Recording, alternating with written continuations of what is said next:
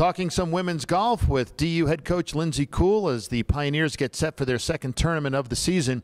And before we talk about the upcoming tournament, Lindsay, in Palo Alto, the Pioneers had their first tournament of the season. Tell us overall how you think that went and what you can take away from that. Overall, I think we played all right. We didn't play our best golf, but we didn't play poorly either. I think it helped to get out to Phoenix and to have a few days here in Denver where the weather was warm and we were able to get out. However, I do think that there is room for improvement. Finishing 8th, I think we learned a lot. I think we had some consistency. We all shot 73 to 78 in those 2 rounds. But we didn't really have a player who stepped up and went low. And 2 over was our best score for an 18-hole day. So what I'm looking for is someone to really step up and shoot even par, shoot under par for us. And I think at Tulane this upcoming week, it's a great opportunity to do that. Well, how do you get that confidence and consistency early in the season?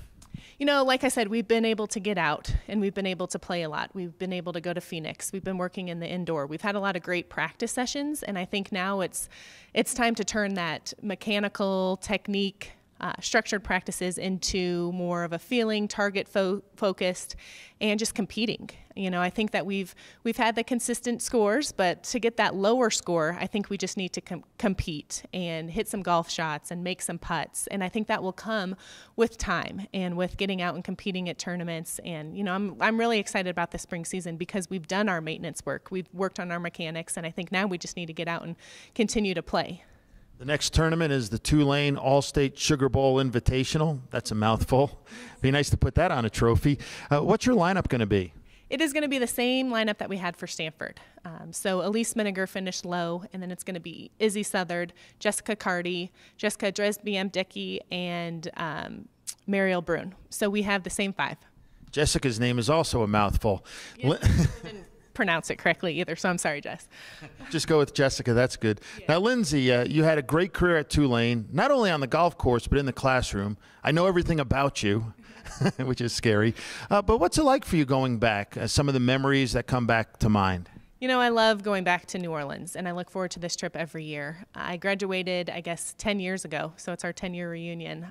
But I learned so much while I was at Tulane, and I really matured and grew up there, and was fortunate to come back to Denver and coach. But so many great memories, from winning 2 conference championships to actually winning this tournament where we're going to as an individual and with the team.